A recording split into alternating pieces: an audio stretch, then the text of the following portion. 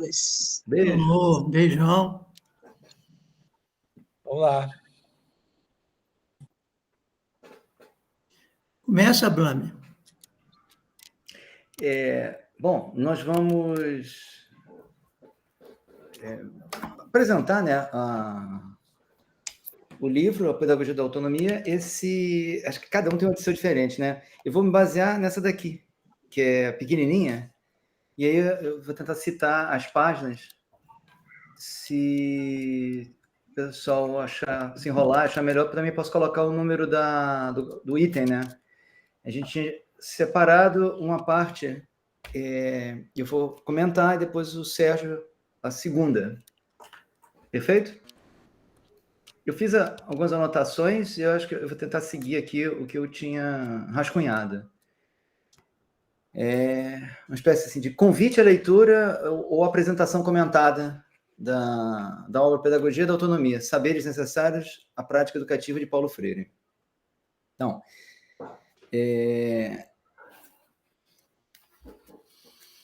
eu posso levar uns 20 e poucos minutos para poder apresentar isso? Tem problema? Ou é muito? Tá ótimo, cara. Tá. Então, eu escrevi e fiz algumas citações para a gente poder instigar, né, a leitura e acompanhar. E aí, mas é basicamente isso mesmo, é um convite à leitura e uma apresentação comentada, né? Então, a despeito da pequena quantidade de páginas que possui, é possível que essa obra, dentre as aparentemente despretensiosas, seja mais incrivelmente instigante já escrita.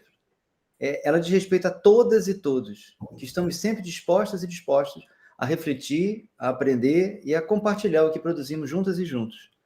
Ela é igualmente atual. Inúmeros trechos parece que foram escritos ontem. Por isso, independente da imensa quantidade de exemplares já impressa, Pedagogia da Autonomia é um clássico que precisa ser lido e constantemente visitado, sempre com o mesmo espírito crítico defendido pelo autor ao longo de seus capítulos. Paulo Freire destaca que o conteúdo debatido na obra se refere a saberes indispensáveis à prática docente, tanto para educadores progressistas quanto conservadores. É tarefa de quem lê distinguir quando estaria mais voltado para cada uma dessas perspectivas. Ao iniciar a reflexão sobre a prática docente, ele compara as práticas de cozinhar e de velejar, reconhecendo que todas elas envolvem saberes fundantes. Na página 22 dessa edição, pequenininha, a primeira, né, que tinha saído, a reflexão crítica sobre a prática se torna uma exigência da relação teoria-prática, sem a qual a teoria pode ir virando blá, blá, blá, e a prática, ativismo. Fecha aspas. Sem ensinar não é uma mera atividade de transferência de conhecimento de um indivíduo supostamente sábio para outro supostamente vazio. Ensinar e aprender são um processo potencialmente criativo que possibilita produzir saberes, construir conhecimento. Não devemos simplesmente aceitar que o formador, docente, é sujeito e o discente é objeto. Na página 23, quem forma, se forma e reforma ao formar. Quem é formado, forma-se e forma ao ser formado. É nesse sentido que ensinar não é transferir conhecimento, conteúdos, nem formar é ação pela qual um sujeito criador dá forma, estilo ou alma a um corpo indeciso e acomodado. Não há docência sem discência. As duas se explicam e seus objetos, apesar das diferenças que os conotam, não se reduzem à condição de objeto um do outro. Quem ensina, aprende ao ensinar, e quem aprende, ensina ao aprender. Fecha aspas. Um não existe sem o outro. Ensinar pressupõe aprender. E aprender é fruto da apropriação e da recriação do que foi ensinado por quem aprende. Ensinar e aprender constitui um processo que envolve compromisso ético, conhecimento, cognição, relações de poder, valores morais, aprendizado, beleza, correção e compromisso profissional. Na 24. Quando vivemos a autenticidade exigida pela prática de ensinar e aprender, participamos de uma experiência total, diretiva, política, ideológica, cogniziológica, pedagógica, estética e ética, em que a boniteza deve achar-se de mãos dadas com a decência e com a seriedade. Ensinar e aprender são um processo que precisa estimular a curiosidade e a criatividade, que precisa superar a passividade, que precisa se comprometer com a problematização do próprio conhecimento. Quem aprende não é necessariamente um recipiente vazio e indiferente. Mesmo diante de um processo educativo meramente formal e repetitivo, os educandos podem ir além do ensino que acredita simplesmente transferir conhecimento. podem inclusive superar a passividade e o conformismo, questionando o que se aprende e o próprio processo de aprendizagem. Uma educação democrática pressupõe educadores que não se omitem, que assumem o compromisso de estimular e, como na 26, reforçar a capacidade crítica do educando, sua curiosidade, sua insubmissão. A verdadeira aprendizagem é aquela em que educandos e educadores constituem-se como sujeitos autônomos do processo, construindo e reconstruindo o conhecimento produzido e os saberes compartilhados. Educadores críticos não se limitam a ler, memorizar e repetir ideias alheias. Não limitam o processo educativo à exigência de leitura, memorização e repetição de conteúdos. Não são seres domesticados e domesticadores, mas desafiadores, verdadeiramente problematizadores, comprometidos com a relação entre os conteúdos estudados e o mundo. A rigorosidade metódica envolve comprometimento com a inserção de todos e todas, educandos e educadores, no mundo, com o respeito em relação às outras pessoas, suas vidas e seus saberes, com nossas próprias certezas em relação ao mundo e aos conteúdos estudados. Na 27 e 28, só, na verdade, quem pensa certo, mesmo que às vezes pense errado, é quem pode ensinar a pensar certo. E uma das condições necessárias a pensar certo é não estarmos demasiadamente certos de nossas certezas. O professor que pensa certo deixa transparecer aos educandos que uma das bonitezas de nossa maneira de estar no mundo e com o mundo, como seres históricos, é a capacidade de, intervindo no mundo, conhecer o mundo. Fecha aspas. O processo de ensinar a aprender não está desassociado de nossas próprias relações entre nós mesmos e com o mundo. Ensinar e aprender é um processo que associa conhecer o que existe e produzir novos conhecimentos, que relaciona ensinar, aprender e pesquisar. Essas dimensões da educação são interrelacionadas. O compromisso com uma educação democrática que visa a autonomia trabalha de forma não desassociada à pesquisa e o que Paulo Freire chama de docência, ou seja, a relação docência-discência, o processo ensinar-aprender. Reconhecer o próprio desconhecimento é tão importante quanto aprender a conhecer. Nesse sentido, conhecer o desconhecido também é um processo. Não há conhecimento sem pesquisa, assim como não há ensino e aprendizagem sem pesquisa e produção de conhecimento. Logo, como não há docência sem discência, também não há ensino sem pesquisa. Nenhuma dessas dimensões está desassociada da outra. Uma pressupõe sua relação com a outra. Professores e estudantes aprendem, ensinam e pesquisam. Paulo Freire enfatiza que professores são, por definição, pesquisadores, como na nota na página 29. Faz parte da natureza prática docente a indagação, a busca, a pesquisa. Fecha aspas. Pode ser que haja quem não se perceba pesquisador, mas é fundamental que o processo permanente de formação docente desperte uma consciência crítica capaz de perceber-se e assumir-se enquanto tal. Também na 29, pesquiso para constatar, constatando intervenho, intervindo educo e me educo. Pesquiso para conhecer o que ainda não conheço e comunicar ou anunciar a novidade. Pensar certo, do ponto de vista do professor, tanto implica o respeito ao senso comum no processo de sua necessária superação, quanto o respeito e o estímulo à capacidade criadora do educando. Fecha aspas. O compromisso com o estímulo à curiosidade crítica e é uma exigência da prática pedagógica, da relação de alteridade, do respeito ao diferente, da docência. Despertar, estimular e desenvolver a curiosidade e o senso crítico são atividades intrínsecas ao trabalho docente. Paulo Freire enfatiza a necessidade tanto de respeitar os saberes discentes construídos na vida comunitária, quanto de dialogar, analisando juntos a relação entre esses saberes e os conteúdos estudados na escola. Na página 30, por que não estabelecer uma intimidade entre os saberes curriculares fundamentais aos alunos e a experiência social que eles têm como indivíduos? Por que não discutir as implicações políticas e ideológicas de um tal descaso dos dominantes pelas áreas pobres da cidade? A ética de classe embutida nesse descaso. Fecha aspas. Não propor e não estimular a reflexão a respeito da relação sobre o que se estuda e a própria vida social é se omitir diante do mundo. É desassociar conhecimento formal e saber discente. É desumanizar as pessoas. É desrespeitar a dignidade alheia. É se anular como docente. É negar a si e aos outros o direito de todas e todos serem membros conscientes e ativos de sua própria sociedade. Ensinar pressupõe compromisso ético com a vida e os saberes dos educandos, e com a construção de novos conhecimentos a partir do debate e da análise acerca do conteúdo teórico curricular e do conhecimento prático dos estudantes. Paulo Freire defende que não há ruptura entre o saber do senso comum, da experiência imediata e refletida, e o conhecimento metodicamente rigoroso. Assim, uma relação de superação, pois o que esta relação propicia não é a negação de uma curiosidade inicial ingênua, mas uma intensificação crítica da própria curiosidade, a construção de um conhecimento próximo aos agentes envolvidos e fruto de um trabalho de aproximação e criação mais rigoroso. Essa curiosidade epistemológica, crítica, representa uma mudança qualitativa. Ela não descaracteriza ou destrói a curiosidade espontânea, mas possibilita a superação crítica do saber irrefletido. Na página 32, não haveria criatividade sem a curiosidade que nos move e que nos põe impacientes diante do mundo que não fizemos, acrescentando a ele algo que fazemos. Precisamente porque a promoção da ingenuidade para a criticidade não se dá automaticamente, uma das tarefas precípuas da prática educativa progressista é exatamente o desenvolvimento da curiosidade crítica, insatisfeita, indócil, fecha aspas.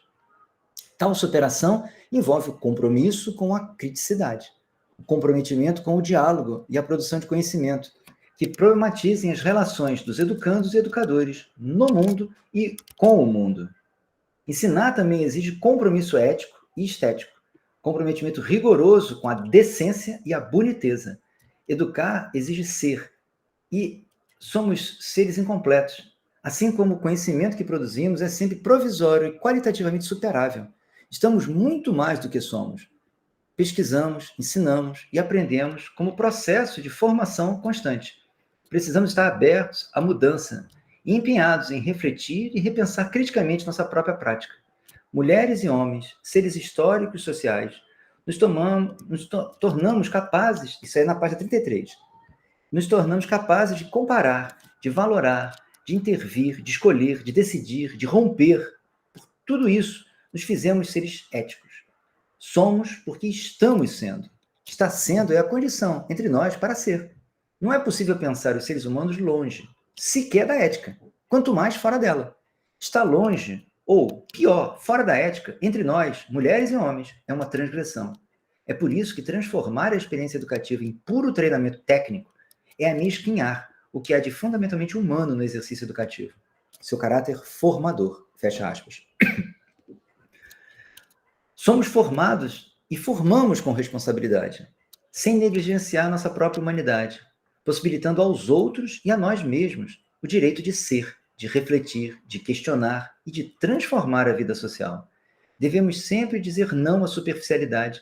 É necessário nos comprometermos com a interpretação e a compreensão profunda da realidade.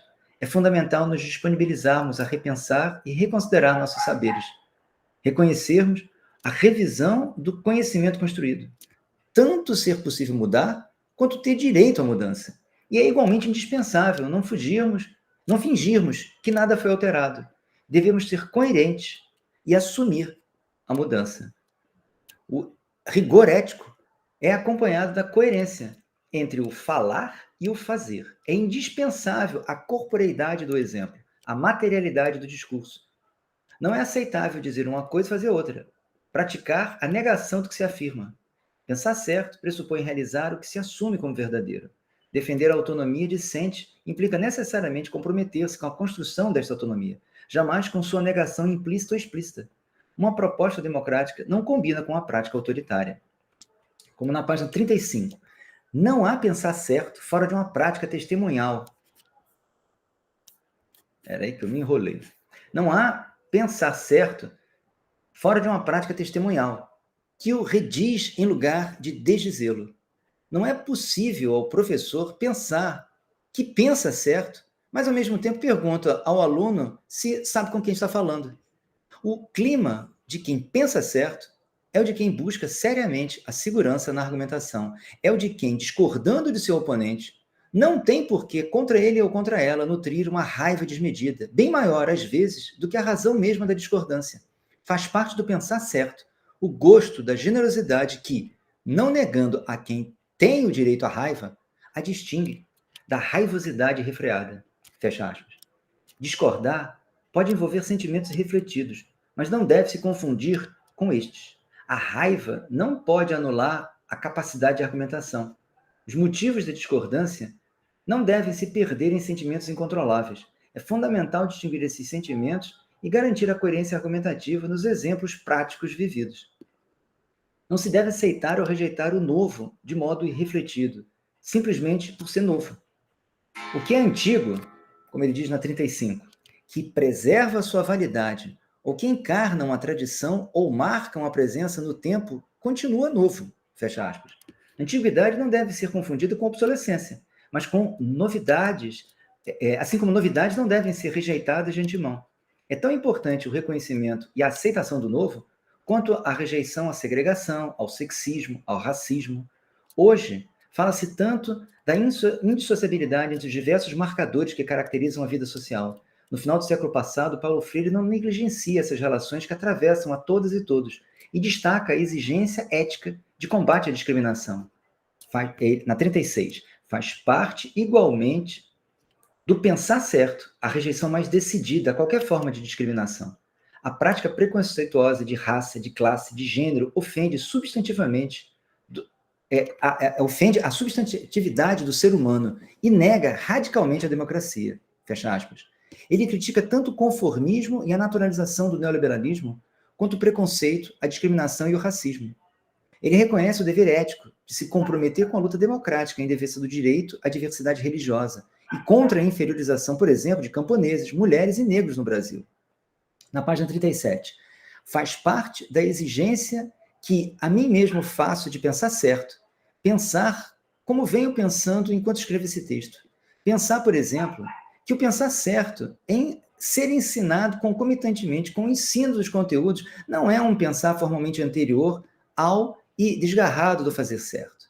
Nesse sentido, é que ensinar a pensar certo não é uma experiência em que ele, o pensar certo, é tomado em si mesmo e dele se fala, ou uma prática que puramente se descreve, mas algo que se faz e que se vive enquanto dele se fala, com a força do testemunho. Pensar certo implica a existência de sujeitos que pensam mediados por objetos, ou objetos sobre que incide o próprio pensar dos sujeitos. Fecha aspas. Pensar certo, segundo Paulo Freire, não significa doar ou transferir conhecimento ao outro. Não envolve expectativa de passividade discente, mas compromisso ético com a comunicação, estímulo à reflexão e desafio à compreensão da própria inserção no mundo. Pensar certo também não pressupõe polêmica, mas participação e diálogo constante. É de extrema importância a ênfase que Paulo Freire confere à metodologia que defende. A curiosidade cotidiana e ingênua, porque irrefletida, não é um fim em si mesmo. Ela é o ponto de partida que não se perde, que não pode ser anulada, mas sim superada por meio da reflexão crítica. O processo de pesquisa, ensino, aprendizagem se fundamenta no pensar e repensar a docência, na prática contínua de reflexão crítica acerca da própria prática docente. Como destaca Freire, na página 38, é fundamental que, na prática de formação docente, o aprendiz de educando assuma que o indispensável pensar certo não é presente dos deuses, nem se acha nos guias dos professores que, iluminados intelectuais, escrevem desde o centro do poder. Mas, pelo contrário, pensar certo, que supera o ingênuo, tem que ser produzido pelo próprio aprendiz em comunhão com o professor formador. Fecha aspas. Pensar não é simplesmente produzir dados, embora produzi-los seja muito importante. Pensar implica refletir e produzir conhecimento crítico. Assim como o corpo discente não é um invólucro vazio e passivo diante do saber curricular, o trabalho docente também não pode existir desconectado da interação ativa e crítica com as e os estudantes. Fazer pressupõe pensar. Construir conhecimento a partir das relações criativas entre os saberes cotidianos e refletidos e os saberes curriculares precisa necessariamente produzir reflexão crítica. Pensar certo implica refletir, questionar, problematizar o próprio fazer, sua prática, seus pressupostos, seu desenvolvimento, suas consequências, ou seja, a responsabilidade envolvida. É indispensável fazer, mas é fundamental refletir criticamente sobre o que se faz, com quem, quando, como e por quê. Na página 39, o próprio discurso teórico necessário à reflexão crítica tem que ser de tal modo concreto que quase se funda com a prática. O seu distanciamento epistemológico da prática enquanto objeto de sua análise deve dela aproximá-lo ao máximo.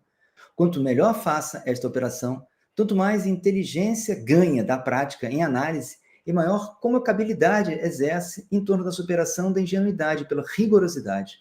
Por outro lado, quanto mais me assumo como estou sendo e percebo as razões de ser, de por que estou assim, mais me torno capaz de mudar, de promover-me, no caso, do estado de curiosidade ingênua para o de curiosidade epistemológica. Fecha aspas. Paulo Freire destaca também a importância da rebeldia contra o conformismo diante da opressão, do monopólio do poder, da impunidade, da violência de classe, de gênero, de raça. A raiva contra as injustiças sociais não pode ser um motor irrefletido da vida social, mas um dos elementos que deve compor o repensar crítico do fazer, a própria crítica ao fazer, a prática da docência. Na 4041, está errada a educação que não reconhece na justa raiva, na raiva que protesta contra as injustiças, contra a deslealdade, contra o desamor, contra a exploração e a violência, um papel altamente formador. O que a raiva não pode é, perdendo os limites que a confirmam, perder-se em raivosidade que corre sempre o risco de se alongar em odiosidade. Fecha aspas. A raiva contra a opressão e a rebeldia diante da passividade não se confundem com o ódio puro e simples, irrefletido ou instrumentalizado. O fazer crítico pressupõe a crítica do fazer e a problematização da própria crítica. A prática educativa precisa assumir também todas as dimensões da vida social, suas relações e os marcadores sociais que a caracterizam, classe, gênero, idade, local de moradia, raça, sexualidade, entre outros. Na 41, uma das tarefas mais importantes da prática educativa crítica é propiciar as condições em que os educandos, em suas relações uns com os outros, e todos com o professor ou a professora, ensaiam a experiência profunda de assumir-se. Assumir-se como ser social e histórico, como ser pensante, comunicante, transformador, criador, realizador de sonhos, capaz de ter raiva porque é capaz de amar, assumir-se como sujeito porque é capaz de reconhecer-se como objeto. Fecha aspas. Assumir-se como sujeito não implica, e não pode implicar negar o outro, excluir o diferente. Envolve e precisa envolver uma relação com a alteridade, de reconhecimento do outro, de compreensão e convivência com o diferente. O que Freire chama de outriedade do não-eu, a afirmação do outro e a radicalidade do meu-eu. É igualmente importante reconhecer e assumir a identidade cultural, que possui uma dimensão tanto individual quanto de classe social. É fundamental reconhecer e assumir os riscos que representa viver socialmente, que constitui as relações com as outras pessoas. As relações sociais são atravessadas por questões de identidade. A atividade docente não prescinde dela. Não considerá-la, tratar a prática docente como supostamente superior à identidade cultural dos educandos, não implica em neutralidade profissional. Muito pelo contrário, representa uma atuação ativa, implícita ou explicitamente, disfarçada de não ação, mas que não passa de omissão, em prol da manutenção dos privilégios de alguns e dos obstáculos sociais que segregam e limitam os demais. Na 42, a solidariedade social e política de que precisamos para construir a sociedade menos feia e menos arestosa, em que podemos ser mais de nós mesmos, tem na formação democrática uma prática de real importância. A aprendizagem da assunção do sujeito é incompatível com o treinamento pragmático ou com o elitismo autoritário dos que se pensam donos da verdade e do saber articulado. Fecha aspas. Paulo Freire sublinha a relevância das atitudes docentes, por mais singelas e supostamente insignificantes que possam parecer, mesmo quando não percebidas, são sempre importantes, porque muitas vezes representam muito para educandas e educandos. Precisam, por isso mesmo, ser refletidas, analisadas, repensadas com seriedade e responsabilidade. Na 44, no fundo, passa despercebido a nós que foi aprendendo socialmente que mulheres e homens, historicamente, descobriram que é possível ensinar. Se estivesse claro para nós que foi aprendendo que percebemos ser possível ensinar, teríamos entendido com facilidade a importância das experiências informais nas ruas, nas praças, no trabalho, nas salas de aula das escolas, nos pátios dos recreios, em que variados gestos de alunos, de pessoal administrativo, de pessoal docente se cruzam cheios de significação. Fecha aspas. É imprescindível o cuidado com a atividade pedagógica, com a experiência vivida, com a responsabilidade em relação ao próximo, seus valores e saberes, com a relação docência e discência, com o processo contínuo de pesquisa, ensino, aprendizagem, com a reflexão e o compromisso com a crítica do próprio fazer, assim como também com a vida e as condições de vida dos estudantes, com sua vida material e simbólica, e com as próprias condições materiais e afetivas que encontram na escola. Na 45, o que importa, na formação docente, não é a repetição mecânica do gesto, este ou aquele, mas a compreensão do valor dos sentimentos, das emoções, do desejo, da insegurança a ser superada pela segurança, do medo que, ao ser educado, vai gerando a coragem. Fecha aspas. Superar a curiosidade ingênua. Na construção da curiosidade epistemológica implica pensar e sentir. A reflexão se funde com a afetividade. Essa relação, na prática educativa, de maneira crítica, refletida, pode e deve significar a superação do ponto de partida e a construção do conhecimento por parte de educandas, educandos e educadores. E aí a gente vai para a segunda parte. Sérgio?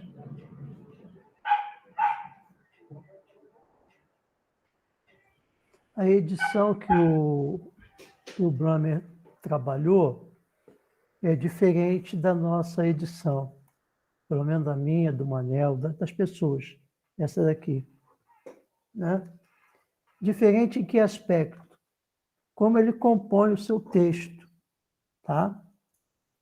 Eu fiz aqui umas 8 páginas de anotações, mas eu começaria a parte do inacabamento, né? O inacabamento, como ele entende esse conceito, eu começaria dizendo para vocês que quando eu li isso, eu voltei no tempo numa aula de filosofia com o professor Gerd Bonheim, que já é falecido. Ele tem um livrinho intitulado Da Experiência ao Pensar, onde ele trabalha a ruptura da dogmaticidade pela experiência negativa. Tá? E nesse livro, ele vai listar uma série de atitudes que chamamos de atitudes filosóficas, e essas atitudes nós encontramos o tempo todo no texto. Eu vou seguir uma outra linha de apresentação para não ficar repetitivo com o que o Blumer colocou, porque uma forma também de escrever do Paulo Freire, não sei se vocês observam isso, parece que ele está repetindo coisas, né? Em vários momentos parece que ele está repetindo, mas na verdade ele está reafirmando o que ele busca em termos de centralidade, que é o papel do professor, né? Enquanto sujeito histórico, enquanto ser cultural, enquanto um ser inacabado, né? Então, o ponto de partida das reflexões de Paulo Freire é uma separação que ele faz dentro do conceito que ele chama de suporte. Suporte. Ou seja, todos os seres vivem por conta de um suporte, né? O que seria o suporte? É o espaço restrito ou alongado a que o animal se prende afetivamente, entre aspas, tanto quanto para resistir, é o espaço necessário ao seu crescimento e que delimita seu domínio. É o espaço em que, treinado, adestrado, aspas, aprende a sobreviver, a caçar, a atacar, a defender-se num tempo de dependência dos adultos imensamente menor do que é necessário ao ser humano para as suas coisas. Então, todos seres vivos se encontram dentro do que ele chama suporte. Tá? Só que nós, seres humanos, passamos a desenvolver uma consciência do nosso inacabamento dentro desse suporte, dentro dessa experiência vital. Ou seja, nós somos seres da natureza, mas pelo desenvolvimento da consciência, nós passamos a construir o mundo histórico, o mundo cultural, o mundo humano. Tá? E a nossa caminhada dentro dessa perspectiva nos leva a uma outra questão que é fundamental no seres humanos, dentro desse suporte, eles vão desenvolver pela consciência a leitura conceitual, a linguagem conceitual, a inteligibilidade do suporte. Sérgio, o seu microfone está ligando e desligando. Não sei se é alguma coisa, algum movimento que você fez aí. Foi o movimento que eu fiz. Tá. Então, eu vou voltar. Os seres humanos, dentro desse suporte, como foi falado, ao desenvolver a consciência, eles vão estar também desenvolvendo a linguagem conceitual, a inteligibilidade do próprio suporte, de que resultaria inevitavelmente a comunicabilidade do inteligido. Mas tudo isso por conta dessa atitude que o Brahma já destacou, né? De insatisfação, de rebeldia, de atrevimento, de espanto, de admiração, né? Que nós transportamos dentro dessa experiência vital que nos encontramos ao nascer.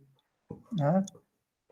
Então, a centralidade do educador para Paulo Freire é fundamental, porque o educador ele trabalha com outro elemento que é fundamental no pensamento de Freire, que é a questão da opção. Nós somos seres de opção, portanto, somos seres éticos. E ele vai dizer que só os seres éticos podem transgredir a ética. Né? E a partir daí, ele também constrói, por essa relação, né, dos elementos fazer e pensar, pensar e fazer, tá? Que são os elementos que constroem a nossa existência, né? Que constrói a nossa existência enquanto ser histórico, social, cultural. Ele vai construir o conceito de estética, que ele vai chamar, né, de belezura, né? Belezura, tá? Mas nós podemos também, por sermos seres éticos e transgressores, portanto, dessa eticidade, nós podemos construir a feiura, tá? A destruição. Né? Então, cabe ao educador lutar pela autonomia desse sujeito, porque é na autonomia que essas atitudes de conhecimento afloram.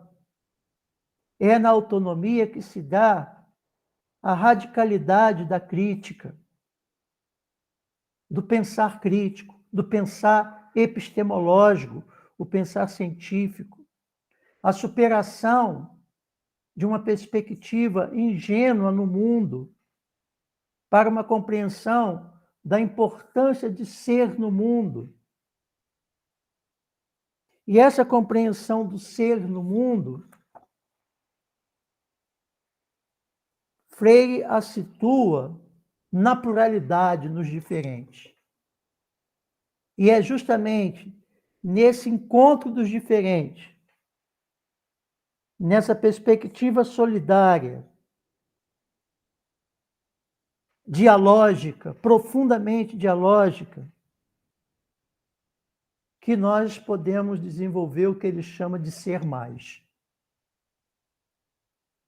Então, eu estou sintetizando ao máximo, porque ele vai falar de greve, ele vai falar da luta dos profissionais de educação, ele vai falar do rigor que o profissional de educação tem que ter, ele vai falar da importância da responsabilidade, ele vai falar de uma série de elementos que são fundamentais como exigência para uma prática docente.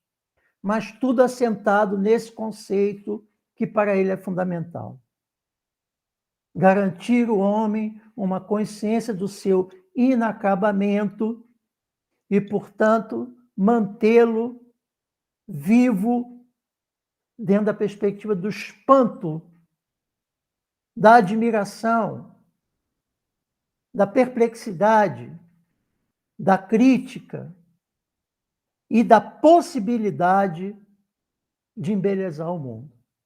Aí reside a sua esperança. Né? Reside a sua esperança.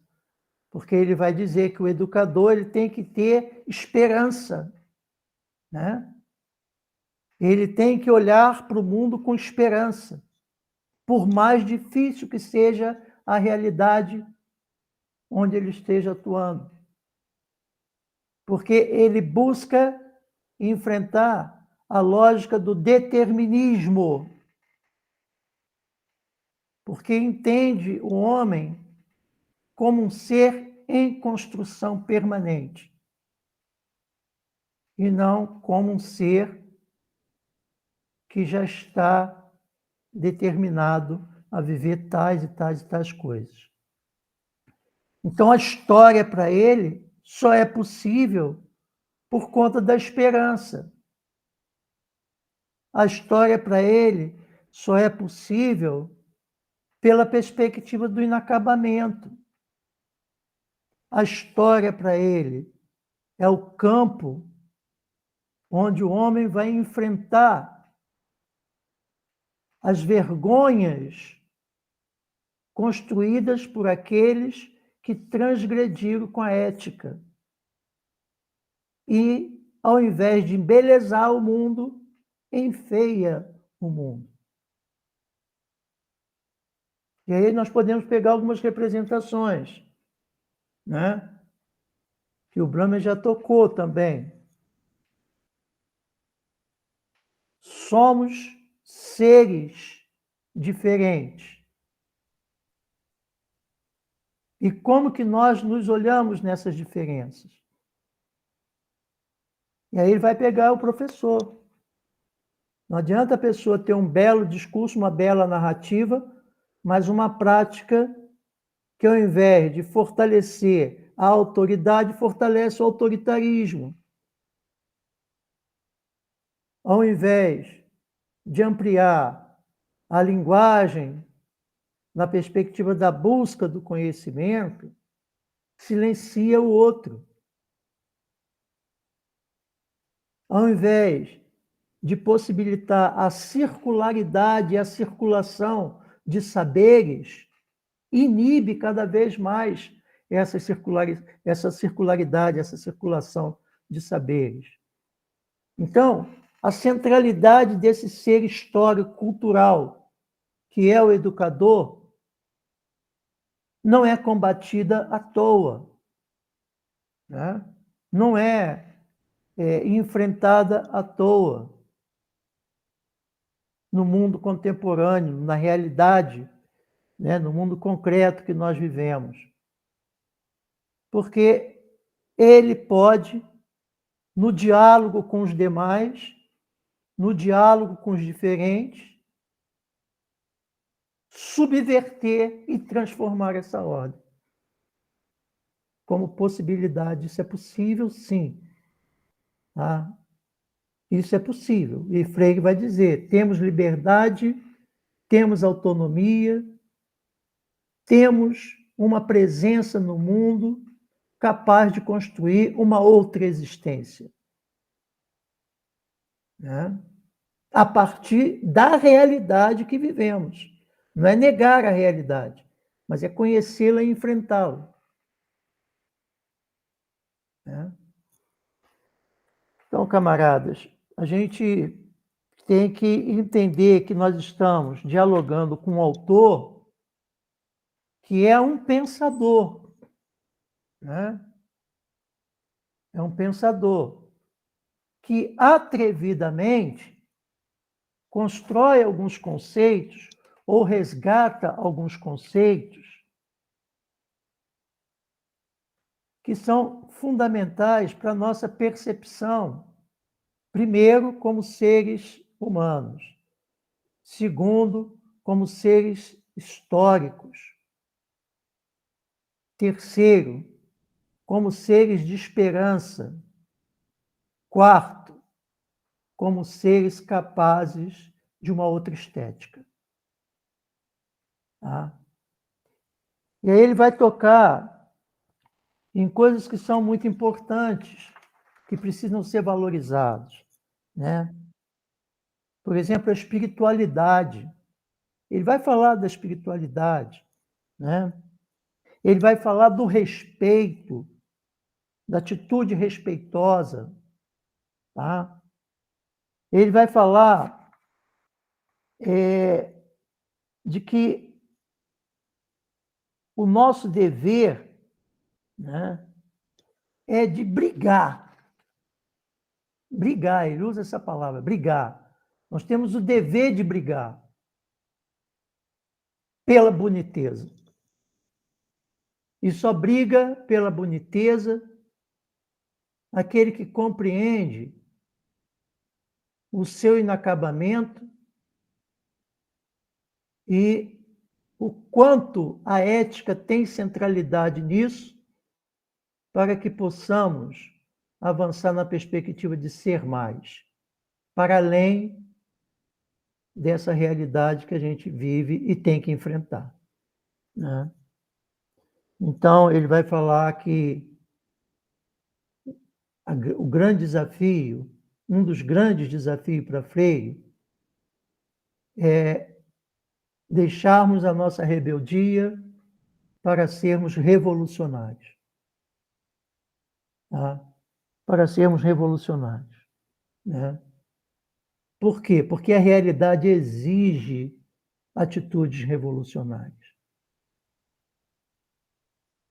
E não há atitude mais revolucionária do que uma educação que coloca os sujeitos na história como sujeitos capazes de outras ações, um sujeito que se percebe, né, pelo seu bom senso, como capaz de produzir conhecimentos e usar esses conhecimentos a favor de uma nova concepção de sociedade.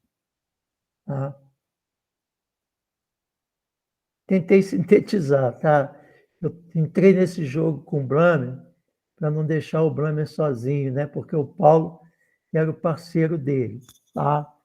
Mas vocês encontram todas essas questões que eu procurei levantar na minha edição, na página 47 até a página 87, 47 e 87, tá?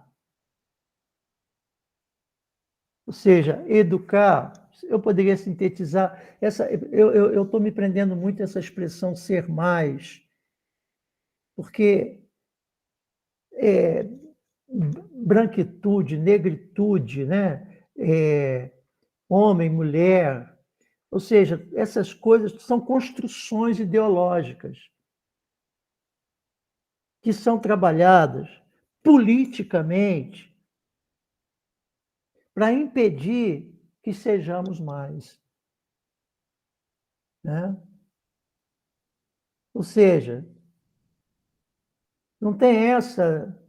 Ele começa o texto falando de Madalena e falando de Célia. Madalena é uma mulher negra, Célia é uma mulher branca. Tá? E aí ele vai falar da gramática, né? E ele vai dizer assim, gramática não é ideológica, a razão é ideológica. Porque quando nós trabalhamos gramaticalmente, nos referindo a Madalena, nós buscamos, tomado por uma mentalidade, né, racista, dominante, nós trabalhamos a Madalena subalternizando a Madalena. Já a Célia, nos surpreendemos porque ela é branca, mas ela tem problemas, tem defeitos. Então, isso é uma surpresa para a gente. Para o negro, não. É como se já fosse da natureza do negro. Entendeu? E a gramática serve para essas coisas. Né? Então, ele vai dizer, a gramática não é ideológica, mas a razão que trabalha a gramática é ideológica. Então, não tem essa de neutralidade na educação, porque o conhecimento ele não é neutro, ele está a serviço, né? Ele está em movimento. E esse movimento pode ser para fortalecer ou para enfraquecer os sujeitos, para ampliar o seu potencial de autonomia e criatividade, ou mantê-lo numa perspectiva dogmática no mundo, né? Como se nada pudesse ser feito. E a gente encontra muito isso, Manuel, em sala de aula, ele fala isso, quando os professores falam, não adianta a gente lutar, não adianta a gente fazer mais nada, não adianta. As pessoas que já assumiram na sua consciência, ou que foram tomadas por essas palavras e preencheram sua consciência dessa forma, elas vão viver, mas nunca vão ser mais dentro desse viver. Porque a experiência passou a ser uma experiência tomada por uma consciência que não lhe pertence, mas está ali. Né? Mas ele vai dizer também, olha, tem que se pensar a greve, porque a greve é histórica. Se a greve é histórica, nós podemos também discutir e pensar novas formas de luta. Será que a greve, do jeito que nós fazemos, tem que continuar? Ou podemos parar, refletir e pensar novas formas de luta? Então, olha a atualidade do pensamento de Paulo Freire. Né? Porque ele luta por algo que é vital para ele, que é ser educador. É onde ele fala da felicidade, da alegria, da esperança, das possibilidades. E através dessa experiência, dessa atitude de ser professor, ele busca contagiar todos os demais que se colocam também como professores. Né?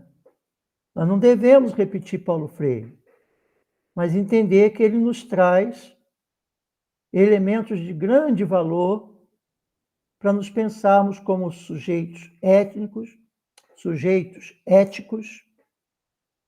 capazes de uma nova estética, que é a beleza do mundo, embelezar o mundo pelas ações humanas. Entendendo o nosso inacabamento e a nossa inserção no mundo como sujeitos capazes de produzir conhecimento, ampliando, inclusive, o nosso suporte. Né? Quando a gente desenvolve, nós estamos fazendo um encontro por uma tecnologia, ampliamos o nosso suporte para poder realizar algo que é importante para nós, que consideramos fundamental para a nossa vida. Agora, esses suportes têm que estar a serviço dessa perspectiva revolucionária, e não de alargamento da dominação, né? Da destruição, ou seja, das ações que estão enfeiando cada vez mais o mundo, né? Tem uma parte aqui do livro, para concluir, que ele fala do Denilson, que é um educador popular numa região de Recife, um mucambo lá de Recife, e como que Denilson age ali com esperança, com vitalidade, com alegria, porque ele enxerga a possibilidade de transformação e trabalha com as pessoas, e trabalha as pessoas respeitosamente, buscando essa força revolucionária de transformação, né? E de não aceitação daquilo como algo determinado. E aí, para concluir mesmo, ele vai falar, olha, nós temos que entender as resistências do povo, porque muitas das vezes nós interpretamos que o sujeito está subalternizado, mas na verdade ele está resistindo. E se entendermos pelo diálogo com esses sujeitos o que está nessa resistência, nós vamos abrir possibilidades de ação conjunta e mudança, de luta coletiva, de luta solidária. É isso, tá? Posso fazer uma retomada rapidinho? Tá.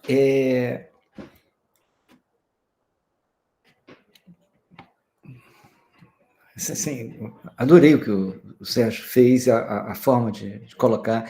Eu acho que podia ter feito parecido também, ter tentado sintetizar. É só tentar explicar o que aconteceu. Assim, eu fiquei... Acho que é a perspectiva que a gente tem na hora de ler o livro, né? Como... Acho que posso comentar agora, talvez eu tivesse comentado antes, mas eu fiquei com receio justamente de perder alguma coisa do que estava nessa primeira parte. Eu acabei tentando organizar sem deixar passar nada. Aí eu fiz anotações, tentei colocar para não deixar escapar nada. Não sei se ficou chato demais apresentar dessa forma, mas acho muito mais dinâmico do jeito que Sérgio destacou, porque são aqueles pontos que mais nos tocam, né? E eu particularmente leio, releio esse trabalho realmente, como eu tinha apresentado nisso. É uma obra incrível, porque ela parece, como a gente já comentou em outras ocasiões, ela parece a coisa mais despretensiosa do mundo.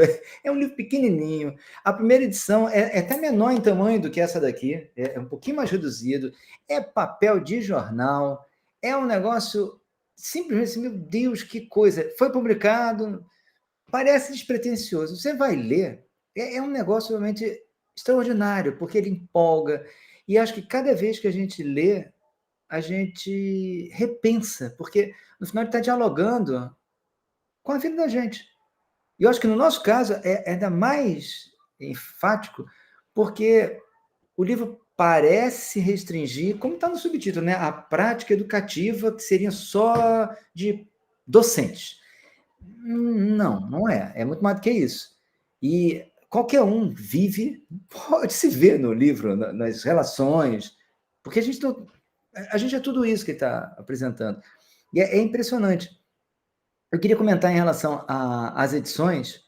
Eu fiquei com receio na hora de colocar, eu podia ter apresentado também colocando item por item, que eu tentei seguir todos os itens que o texto apresenta. O livro é basicamente dividido em 3 capítulos, cada capítulo tem 9 itens, e aí todos eles estão relacionados com ensinar exige alguma coisa. Então, a primeira parte do livro é sobre a docência, a relação da docência e de ciência, a relação depois do segundo capítulo de ensinar como a negação da transferência, de simplesmente transferência de conhecimento, e o terceiro capítulo é a especificidade humana, né? Tem algumas diferenças, mas muito leves, entre entre essas edições. Por exemplo, se eu não me perder aqui, na primeira edição, que é mais ou menos essa que eu tentei seguir, o primeiro capítulo ele se chama Não há docência sem discência. E na edição posterior, que eu acho que quase todo mundo tem aí, é prática docente, primeira reflexão. Tem alguns capítulos, alguns parágrafos que estão divididos. Tem uma atualização da ortografia, mas é basicamente a mesma coisa, que muda é a paginação, propriamente. A forma também de ser do livro ter notas de rodapé e outras sem nota de fim de capítulo, mas no final das contas não tem muitas edições, não. Embora a Paz e Terra seja meio enrolada em relação ao que ela chama de edição, mas no final das contas, o que ela chama de edição são tiragens. Mas as edições são basicamente essa daqui, que muda o papel e o tamanho. Essa aqui é um pouquinho maior do que a edição original, mas é a mesma coisa. Tem essa outra edição que vocês mostraram, que é muito semelhante à que está digital. Recentemente foi feita uma outra, que é essa daqui, é a edição comemorativa do centenário do Paulo Freire, mas o que muda também é a paginação. Eu tentei acompanhar para ver se tinha muita diferença, mas não tem, não. É basicamente a mesma coisa. Isso, quase todo mundo tem que... Seria mais recente, né? Essa que o Ricardo mostrou. É que, excepcionalmente, eles fizeram... não, tem essas duas, é verdade. Tem essa daí que vocês usaram e tem uma mais recente. E no meio do caminho tem recentemente essa daqui, que eles fizeram só uma tiragem, porque acabou saindo... Acho que saiu caro, porque era em papel... Era capa dura. Fizeram uma também para a pedagogia pedagogia do oprimido. Como saiu mais caro, não sei se eles tiveram muitas tiragens, mas são obras que vendem a rodo. E as edições que também tem digitais na internet, acho que a circulação fica maior ainda. Mas é basicamente a mesma coisa. E é impressionante que a gente está lendo um negócio que foi escrito no final do século passado, de fato parece que ele escreveu ontem. Tem algumas coisas, claro, estão datadas, mas é muito estimulante. E assim, acho que quem já falou também sobre isso, lê esse livro aos 20 anos, lê aos 40, imagino que aos 60, aos 80, sejam vivências diferentes, releituras diferentes, porque está dialogando com a vida da gente. Realmente impressionante. Diga, Sérgio. Assim, nós não tivemos oportunidade de se encontrar pessoalmente, né? E também não conseguimos fechar uma forma de apresentação que fosse uma continuidade, né? Então, ficamos livres para apresentar do jeito que achássemos melhor. E foi o que nós fizemos, entendeu? E eu queria recuperar algumas coisas que ficam esquecidas. Por exemplo, conscientização, que é uma polêmica, né, na educação. Nesse livro, Paulo Freire retoma a importância desse conceito, ainda mais dentro do contexto da globalização, do neoliberalismo. Entende? Porque ele também vai, nos anos 60, que ele trabalha isso, né? À luz das questões dos anos 60. Mas ele fala, não, eu retomo esse conceito. Ele nem usava mais essa palavra, mas ele retoma e vai falar da importância disso. Tá? Uma coisa que Paulo Freire também coloca, que eu acho que é fundamental para a gente, e acho que isso todos que aqui estão e os que não estão devem procurar exercitar e tomar isso como uma regra, que eu acho que é fundamental. O Paulo Freire fala que aquele que busca ser, ou que quer ser, ou que deseja ser professor, educador, ele tem que ter disciplina, ele tem que ter rigorosidade, ele tem que ter compromisso, ele tem que ter respeito, começando por ele mesmo, com a sua preparação. Entende? Porque ele quer ser uma autoridade. Isso é muito, muito legal no pensamento dele. O professor tem que ser uma autoridade. O educador tem que ser uma autoridade que enfrente o autoritarismo. Entende? Nesses tempos de fake news, nesses tempos de internet, disso, daquilo, outro, se o professor perde a autoridade, ele não vai conseguir, com os seus, nessa relação dialógica, circular, enfrentar o não conhecimento. Aí, fechando mesmo, pensar certo é dificílimo, pessoal. Pensar certo é dificílimo. Porque a primeira viagem que nós temos que fazer para chegar perto do pensar certo é a nossa viagem interior, enfrentar as nossas contradições. Entende? Nós temos que estar o tempo todo vigilante, né? Enfrentar os simplismos, as facilidades, as incoerências. Temos que ter humildade, sem perder a rigorosidade metódica. E aí ele vai dizer, sem método, tá? Não há pensar certo. Nós temos que ter um método. E esse método que nos leva ao pensar, né, nessa perspectiva epistemológica, para além dessa perspectiva de senso comum, mas no diálogo com os sensos comuns, né, essa atitude é a atitude que vai nos dar, de fato, a compreensão de que nós vivemos a história como possibilidade, mas temos que enfrentar. Então, a ideologia é uma outra coisa que ele recupera. Não dá para pensar a educação sem a ideologia. E não é ruim ter ideologia, é fundamental que tenhamos. Porque essa ideologia, bem colocada, ela fortalece a autoridade do professor, a autoridade do educador, a autoridade do exercício docente. Tá? É isso.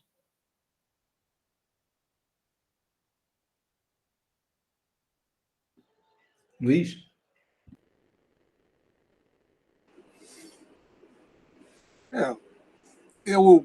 Eu quero reforçar o que o Sérgio colocou, porque é algo que eu venho buscando para reforçar a partir do Freire, que é a questão da conscientização. E na página 60, um livro também, uma versão que o Brian colocou aí mais antiga, ele vai falar que para a conscientização, não como panaceia, mas como um esforço de conhecimento crítico dos obstáculos, vale dizer de suas razões de ser, contra toda a força de discurso fatalista neoliberal, pragmático e reacionário, insisto hoje, sem desvios idealistas, na necessidade da conscientização. Insisto na sua atualização. A conscientização, mais à frente, é exigência humana, é um dos caminhos para a posta em prática da curiosidade epistemológica. Em lugar de estranha, a conscientização é natural ao ser que, inacabado, se sabe inacabado.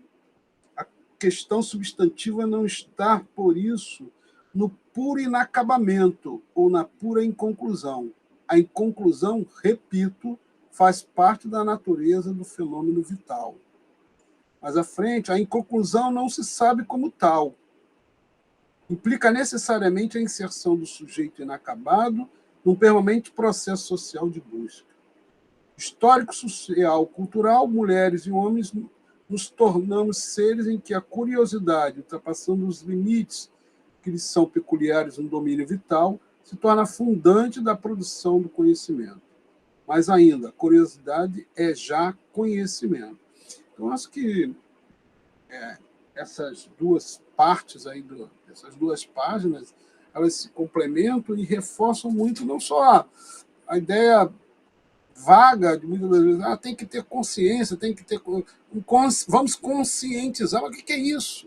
Ele está deixando, a meu ver, detalhado aqui o que isso significa e qual o seu grau de importância ainda no momento atual, tornando, então, o resgate daquilo que ele já falava, como o Sérgio relembrou, lá nos anos 60, ele vai reescrever mais à frente, no final do século passado, algo que diz assim, não, continua atual, é a maneira como nós temos que recuperar e buscar aí a ação da prática da curiosidade epistemológica.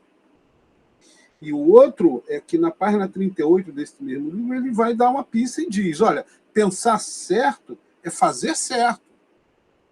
E poderiam ficar discutindo o que é certo, o que é errado aqui, mas, a princípio, assim, estou pensando isso aqui como o certo e estou fazendo. Então, aquele vínculo entre o discurso e a execução daquilo que você discursa. Mas, sim, e também em outro momento, quando ele vai dizer daqueles que se autodenominam, né, progressistas ou docentes que estão se auto-intitulando à frente ou numa vanguarda, ou o que seja, mas que, na sua prática, não demonstram essas atitudes, fazem com que suas atitudes na ação docente se transformem em medidas autoritárias. Então, esse cuidado, esse trato, ele é de vigilância permanente.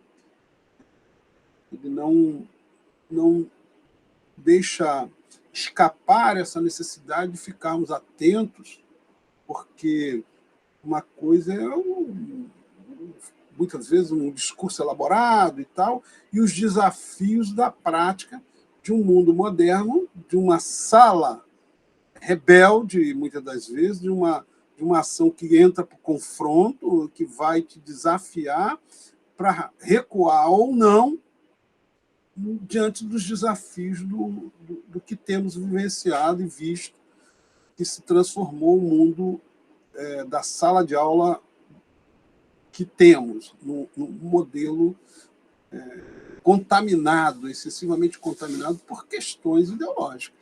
Isso fique claro. Mas não estão colocadas ou não tem um confronto à toa. Como agir diante desses desafios que nos tiram ou tentam nos tirar do sério a cada momento e sermos traídos e escorregarmos numa ação que é contraditória ao que ele diz. Olha, pensar certo é fazer certo. Para aí. Só para...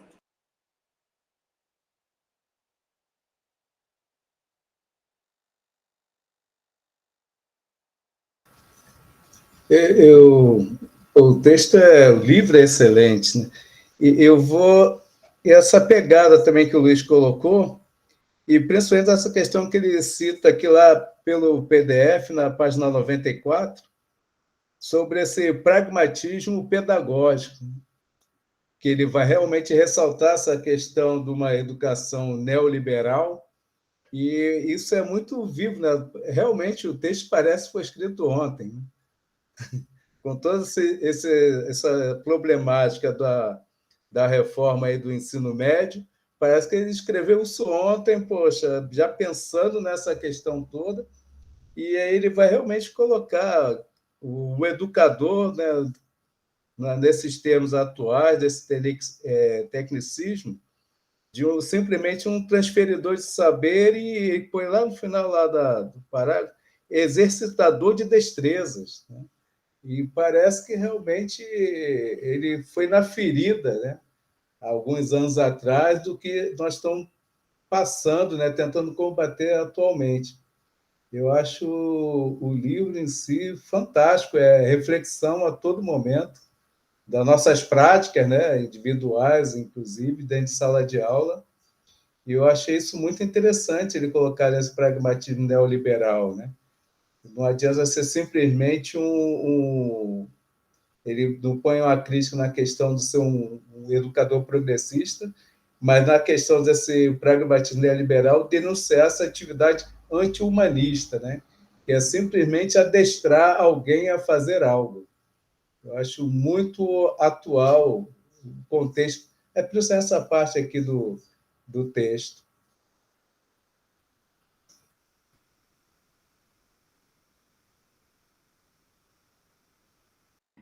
É interessante também o contexto em que ele escreve isso, né? Porque o livro foi publicado em 1996 e ele falece no ano seguinte. Aí a gente já tem uma vivência de décadas e décadas depois de idas e vindas do neoliberalismo. Ele está escrevendo quando o bicho está pegando. E tem muito mais descrentes praticantes, convictos da descrença. Era pós-Collor, não é isso? Sim, já era Fernando Henrique, mas assim, é um momento assim, tá. Quem é que está batendo contra? Pouca gente. E tem muito mais pessoas que batiam que estão simplesmente relativizando, dizendo que são pessoas que estão fora, que ele inclusive fala isso no texto, como se fossem ingênuas. E ele está questionando justamente essa ingenuidade também. Sim. A leitura de hoje é outra. Eu imagino que daqui a 20 anos vai ser outra, por outro contexto. É importante contextualizar. Ele está realmente o bicho pegando. Você fez uma referência a essa obra ser dos anos 90 e logo em seguida ele vem a falecer, né? Mas você vai ver que ele vai, a gente lendo a obra, ele vai trazer várias questões da pedagogia do oprimido para essa obra, né? Vou tomar a liberdade de ler uma que para a gente é fundamental, ao meu ver, e para a nossa reflexão. O autoritarismo está na página 86 dessa edição aqui, tá? O autoritarismo e a lenciosidade são rupturas do equilíbrio tenso entre autoridade e liberdade. O autoritarismo é a ruptura em favor da autoridade contra a liberdade. E a lenciosidade, a ruptura em favor da liberdade contra a autoridade. A narrativa neoliberal foi para dentro das escolas e fez um estrago a partir disso aí. Entendeu?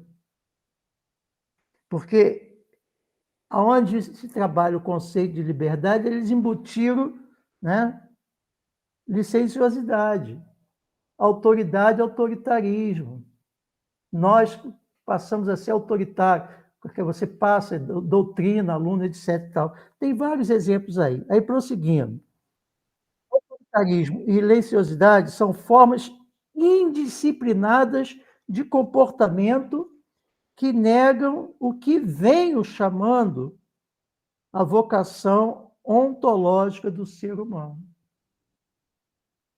Ou seja, o ser mais, essa perspectiva do inacabamento e, ao mesmo tempo, de percepção, né, de uma infinitude, vamos colocar assim, exige da gente autoridade. E para você ter autoridade, você tem que ter rigorosidade, tem que ter método, estudo, compreensão dessa realidade, né?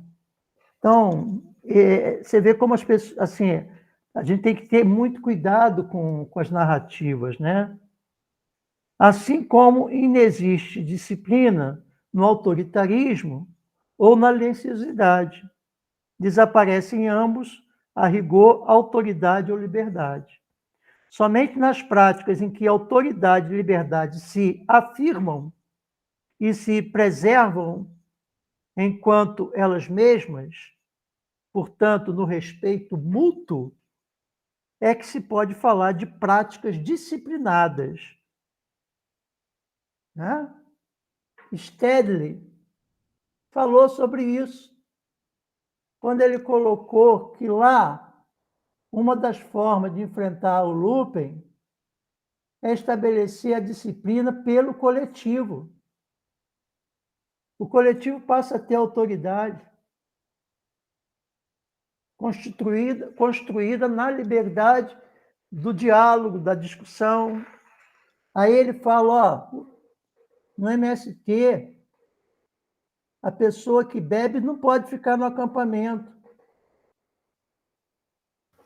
Não queria te interromper, Sérgio, mas ele fala que também foi um aprendizado que quebrou, sim, inclusive, a própria essa estética que vinha, como eu sou o tesoureiro, eu sou o presidente, para poder realmente colocar tudo na conformidade do coletivo. E ele dá um testemunho vivo de que ele bebeu em Paulo Freire, entendeu? A educação do campo. Né? O cara vai, pô, vocês são moralistas. Não. O cara que bebe, ele vai assumir a responsabilidade dele. Agora, ele tem que entender que não sou eu que sou contra ele beber, é o coletivo pelas regras que o coletivo estabeleceu. Então, a autoridade, ela gera disciplina, mas uma disciplina compartilhada. Né? Então, a gente fala da educação antirracista, né? A questão das pautas, temos que conhecer tudo isso. Mas nós não podemos também, porque ele fala também do vanguardismo, né? Das esquerdas, ele cita isso aqui nessa parte do livro. Né? Ou seja, uma esquerda que se apresenta autoritária, sem autoridade, mas autoritária. Então, tudo isso a gente tem que procurar refletir. Né? Aí a minha proposta, Brama, é que a gente, de repente, busque um meio de sistematizar isso na forma de um artigo para contribuir com a companheirada. Entendeu? A gente junta os nossos trapinhos aqui, constrói um texto simples, mas especificamente sobre essas questões que a gente está discutindo, que aí sistematiza melhor o raciocínio. Tudo bem? Sim. Então, vamos na luta. Deixa eu comentar, já em relação a esse encaminhamento. Eu pela leitura de vocês dois, né, fizeram duas apresentações distintas, vocês, eu entendi que pareciam dois artigos, né? Porque o Brahmi fez uma leitura utilizando uma certa metodologia de abordagem, e o Sérgio fez uma outra leitura.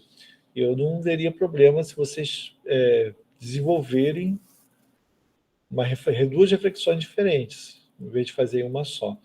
Até porque é importante chamar a atenção para a dinâmica que a gente elaborou. Né? No encontro do próximo mês, a gente vai tratar do mesmo livro. E talvez a gente possa trabalhar o capítulo 3, que aí é o Paulo, né, que ficou com essa tarefa, não é isso? Quer dizer, que seria hoje, ficou para o encontro presencial. Nada impede que a gente trabalhe o capítulo 3, resgatando e dialogando com o capítulo 1 e 2. Né? Então, mas aí a gente vai ter um encontro presencial no próximo mês para trabalhar esse tema. Né? Então, eu estou aproveitando aí o último comentário do Sérgio, porque eu fiz essa leitura na hora que vocês apresentaram, como se quando o Brahmi leu, ele leu um artigo pronto, na minha leitura. Posso estar errado, não sei. E aí, na visão do Sérgio, quer dizer, eu acho que é mais difícil juntar os dois e fazer um artigo envolvendo os capítulos 1 e 2, é mais difícil do que fazer o mais fácil. O mais fácil seria aproveitar o que já foi feito com vocês. E aí está pronto, praticamente. Né? E são encaminhamentos que a gente pode fazer como forma de estudo, né? São leituras sobre Paulo Freire, que é um acúmulo que o grupo de pesquisa ele pode ter e depois publicar. A gente pode publicar em forma de PDF, né, para socializar e pode avançar para outros tipos de publicação, que foi uma coisa que a gente conversou em alguma reunião anterior, até para estimular a participação dos camaradas, né, nessas reflexões, né, quer dizer, o envolvimento dos camaradas nas reflexões e tal. Porque uma coisa, de repente, pode ser que não seja o objetivo da maioria que está aqui hoje, mas talvez a gente possa estimular a galera mais jovem, que não está, a boa parte que não está aqui, o que tem ainda uma trajetória acadêmica para traçar, né? Principalmente aqui, ó, a Jussiene, a Luciene, né? Que tem um investimento acadêmico já mais assim, mais um horizonte, né? Para avançar, talvez isso possa estimulá-los também a produzir, né? Produzir trabalhos, etc. Eu acho que o Roberto também. Né? Eu estou falando isso porque né, o Brahmi comentou, né, que a gente tem as leituras dos 20, dos 30, dos 40. Eu estou lendo aqui aos 20, meus 20 anos. Mas né, a gente tem outras leituras possíveis aí também a serem feitas. Né? É brincadeira, claro, né? Vocês sabem. Fala, Sérgio. Não, da minha parte, tudo bem, se for esse encaminhamento, não tem problema nenhum. Agora, uma outra observação: esse livro você pode começar de trás para frente, entendeu? Então, todos. Ensinar exige, ensinar exige, ensinar exige. Ele fez uma divisão, mas você vai ver que não é que ele se repete, ele bate aos conceitos. Né? Entendeu? Então, quando for apresentado presencialmente a terceira parte, nós vamos estar dialogando com a primeira e a segunda, entendeu? Sem dúvida, tá claro? E o último comentário, o Ricardo, essa semana, andou postando fotos dele com uns 38 anos. Agora ele vai falar dos 20. Tá com alguma coisa está nessa cabeça, né? Mas fica tranquilo, Ricardo, nós ainda temos muitas possibilidades à luz da nossa idade. Está tomando a pílula do rejuvenescimento. Ele agora cuida de planta, cara, isso é bom.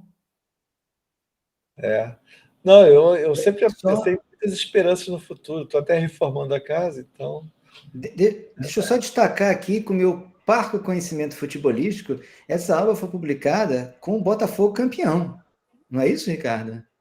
Roberto? Cara, Isso é sintomático, hein? Eu não vou comentar nada.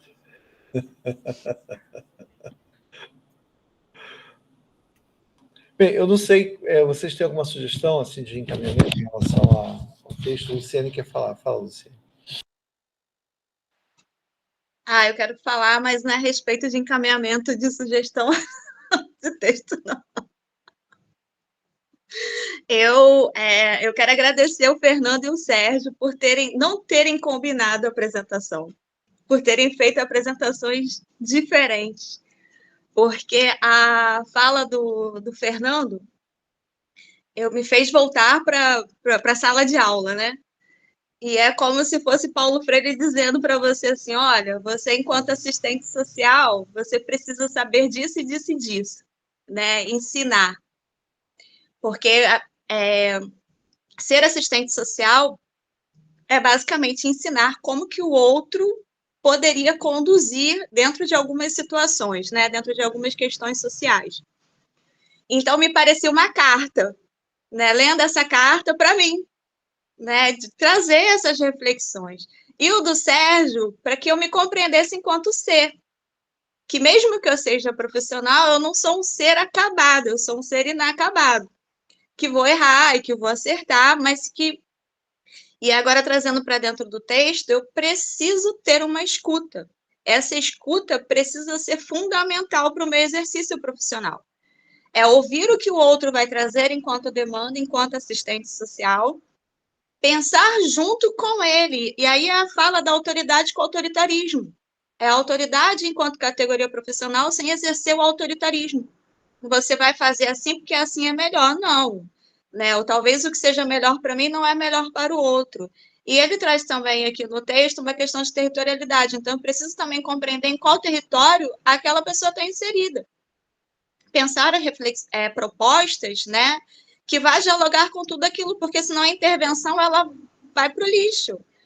E ele, eu até fui pegar o livro, né, porque tem uma autora do Serviço Social, Marília Yamamoto, eu falei, vou ver se ela usou o Paulo Freire aqui no texto dela, mas não tem na referência bibliográfica, porque ele fala de fatalismo. Não tem, eu fui pegar, porque eu falei, não é possível.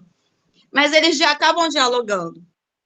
O Paulo Freire fala de fatalismo, para a gente não ser fatalista. E a Marília Yamamoto, ela fala também dessa questão, o assistente social não pode ser fatalista. É isso desse jeito, aquela comunidade não tem jeito, né? Tá inserido naquela vulnerabilidade social também não tem jeito, não. Mas também a gente, e ela fala, a Marília Yamamoto, que a gente também não vai ser messiânico que vai salvar o mundo. Mas depois os dois convergem ao mesmo tempo, quer dizer, a gente precisa ser propositivo, né? A gente precisa ser crítico, ser reflexivo, mediante as realidades. Então, assim, e o conhecimento realmente não é neutro, né? A gente sempre acaba meio que tendenciando, mas eu compreendo que educar é dar os dois pontos, os dois lados da moeda, e o usuário vai escolher o lado que ele vai querer, mas a gente também não pode omitir do outro que existe um outro lado da moeda, se assim eu posso comparar. Então, eu queria agradecer a vocês aí pela essa apresentação diferente, né? Sem combinar, porque foi maravilhoso, assim. Obrigada.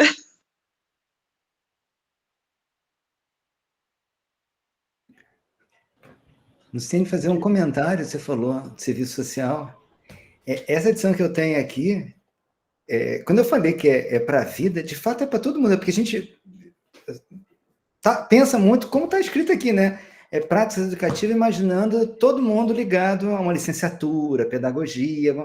Mas esse exemplar que eu tenho aqui era do meu pai, que fez um curso de especialização em saúde da família, numa disciplina ministrada por uma enfermeira que trabalhou esse livro.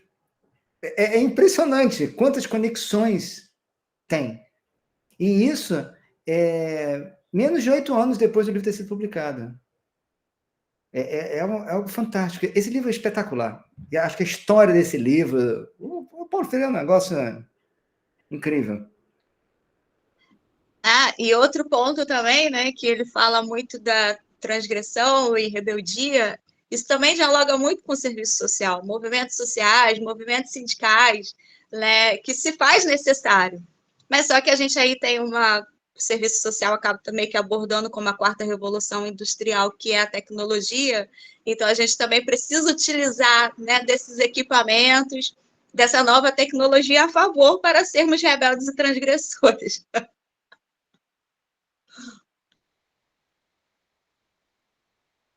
Eugênia? Eu também queria agradecer. Como educadora, a gente vê como é importante sempre mergulhar no Paulo Freire. E, às vezes, eu fico me questionando o que eu estou fazendo. Aí eu gostei da fala do Sérgio, parece que resistir. Às vezes a gente pensa, resistir já é revolucionário. Numa escola em que todo mundo é evangélico, você só tem que ir devagarzinho, tem que resistir bem. Então, eu agradeço muito. Cada vez me apaixono mais e aí vejo como que eles temem Paulo Freire, né? Por quê? Em vez deles aceitarem a mudança, a diversidade. Né? Mas, então, agradeço muito, muito mesmo, que isso me fortalece na minha prática, cada vez mais.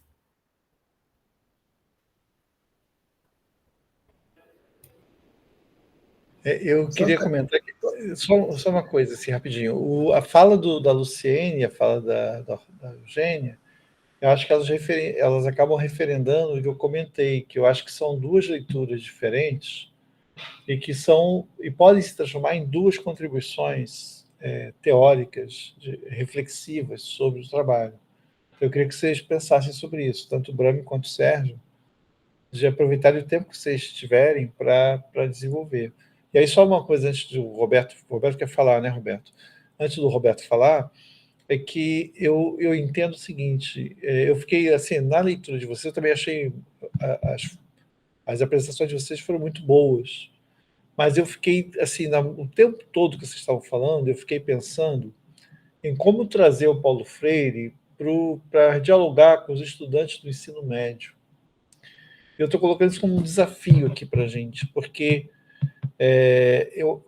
a fala da Luciane também me chamou a atenção quando ela falou da tecnologia e tal, que o Paulo Freire cita, né? Quer dizer, você resgatar esses elementos que o Paulo Freire cita, mas uma coisa é nós, professores, educadores, mesmo no campo do ensino, ou mesmo fora do campo do ensino, né? Como é o caso da Luciene, como era o caso da Jussiene, que estava aqui e acabou caindo, né? Eu acho que uma outra coisa é tentar pensar de que forma que a gente pode trazer o Paulo Freire para dialogar com as questões contemporâneas da juventude. Eu acho que a gente podia tentar pensar isso. Podia tentar pensar alguma coisa, como que a gente traduz, entre aspas, porque eu acho que ele é perfeitamente traduzível o tempo todo. Mas como que a gente faz isso? Como é que a gente cria uma linguagem, ou como que a gente traz o Paulo Freire para dialogar diretamente, de maneira bastante íntima, de maneira bastante próxima, com as demandas dessa juventude com a qual a gente se encontra na escola, né? E eu colocaria isso aí como uma questão para a gente pensar e tentar desenvolver, né? Olha, o Roberto ia falar antes, tá, Sérgio, aí depois passa para o Sérgio. Tranquilo, cara. Sobre a questão de tecnologia mesmo, você também já focou, tá tranquilo. Vai, Sérgio. Algumas pessoas aqui sabem que, pelo Coletivo Casulo, nós começamos uma experiência de trabalho no Instituto de Educação Clélia Nance, né? E o texto que a gente está trabalhando é esse, Pedagogia da Autonomia, com os estudantes do terceiro ano do ensino médio.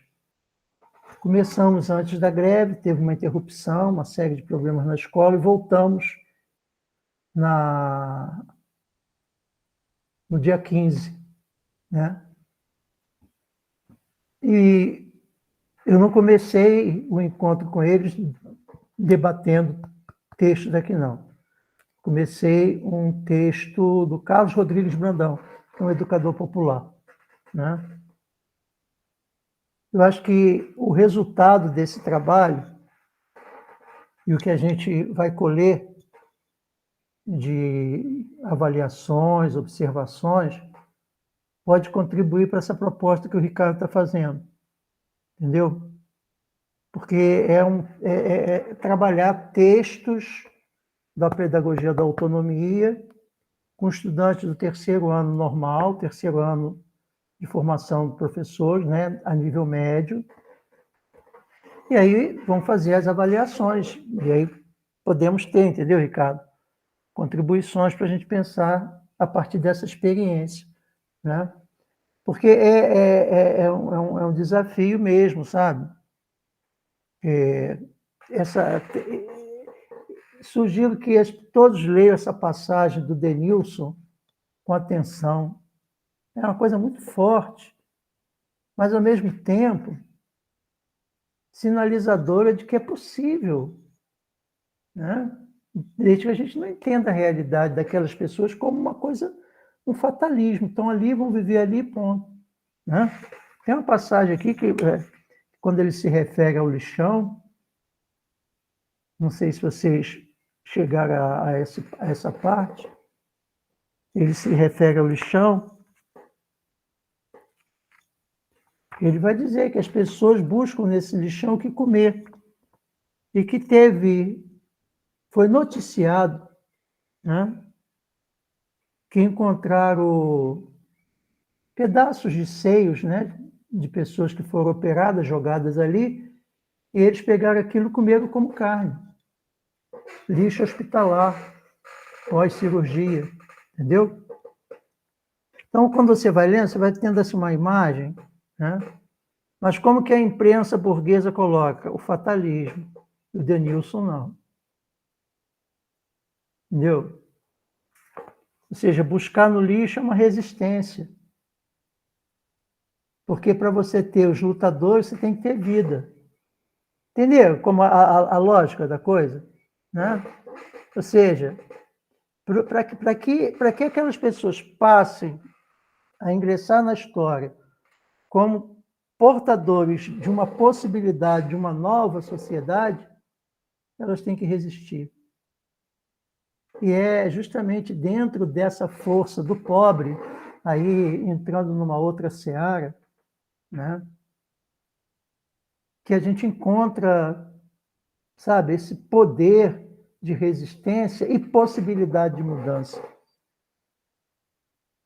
A gente está aqui, barriguinha cheia, cara, entendeu? É muito mais fácil a materialidade, a objetividade da vida para a gente, e para aqueles que não têm nada, né? Então, o Gramsci trabalha isso também, né? A questão da resistência, entendeu? Da importância de se dialogar com aqueles que resistem, né? Então, o texto do Paulo Freire é um texto super atual, e ele dialoga com vários outros pensadores, ele traz conceitos, o suporte, esse conceito de suporte é importantíssimo, entender que o homem ele constrói um suporte diferenciado, não negando o seu suporte vital, né? Mas essa construção do suporte humano é fundamental para a vida, para a experiência vital, né? Aí, esse texto aqui coloca algumas questões dessa natureza na Amazônia, né? Ou seja, a educação, a formulação, né? O método e tudo mais são linguagens, são suportes para enfrentar a destruição que está se dando na Amazônia. E quem está enfrentando? São os povos da floresta, que estão se organizando e lendo Paulo Freire, trabalhando Paulo Freire, entendendo a centralidade da obra desse homem, na luta histórica em defesa do ser mais. E o ser mais significa garantir a vida para os povos da floresta, garantir a vida para os quilombolas, garantir a vida para mulheres, garantir a vida para os LGBTQI+, garantir a vida para as pessoas, mas enfrentando uma lógica de mundo destrutiva. E aí, outra coisa que a gente tem que pensar, estou batendo muito nessa tecla, que foi uma coisa que me tocou muito, questão da estética. Uma aula é uma construção estética, pessoal. Entende? É um recurso. Você se apresentar para os seus alunos, como você se coloca, o respeito, tudo isso está nessa composição estética, no teu aparecimento diante deles e como que eles percebem, né? E aí inaugura-se o diálogo, porque tem uma confiança entre os membros dessa comunidade educativa, né?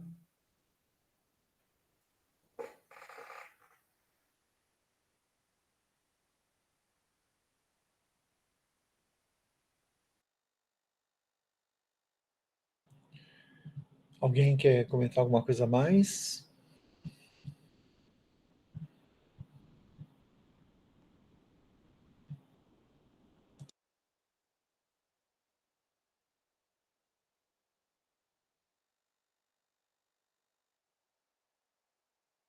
Como que chama esse texto que você estava com ele na mão aí? Fiquei curiosa.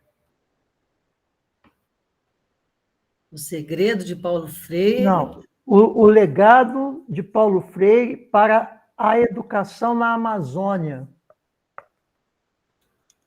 O legado de Paulo Freire para a educação na Amazônia.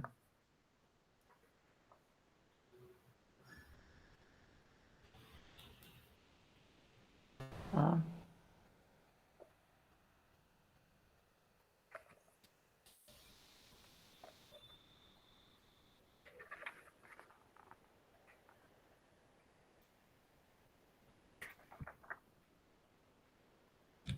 Nosso próximo encontro, só para a gente poder se organizar, ele está marcado para dia 23 de setembro. Tá? É um encontro presencial. Inicialmente está marcado para o Campus São Gonçalo, do IFRJ, dia 23 de setembro, nesse é o nosso horário de sempre, 14 e 17 horas. Aí é importante, de repente, Sérgio, a gente informar também que no dia 30 de setembro e também em mais 2 dias, durante os meses de outubro e novembro, nós vamos ter um minicurso chamado Paulo Freire e a Nossa Escola, que vai ocorrer no Colégio Assunção, em São Francisco. Tá? Esse curso vai contar com educadores da Escola Nacional Paulo Freire de São Paulo, o Luiz Bugarelli e a Luísa Trócoli, e ele está sendo organizado por nós, do Coletivo Casulo, do grupo de pesquisa, este grupo de pesquisa aqui, mais professoras do Colégio Assunção, que se lecionam no Instituto La Salle, né, no Colégio Assunção e nos Salesianos, além do Sindicato dos Professores da rede privada de Niterói. Então, você vê que é um curso de autoria coletiva, de organização coletiva, que vai reunir, a gente vai oferecer 30 vagas para educadores para fazer uma iniciação à obra de Paulo Freire. São 3 momentos, durante 3 sábados inteiros, pegando manhã e tarde. A gente está tentando viabilizar o almoço e o café, né, desses 3 encontros. É gratuito, tá? É gratuito, né? A gente vai ter essas 30 vagas que vão ser oferecidas primeiro no âmbito dessas escolas, mas eu acho que, aí o Sérgio pode concordar comigo, de que a gente não pode perder a experiência de ocupar essas 30 vagas. Então, eu acho que nós, do grupo, podemos, de repente, se a gente tem interesse e tem disponibilidade, a gente poderia reservar essas datas para isso, né?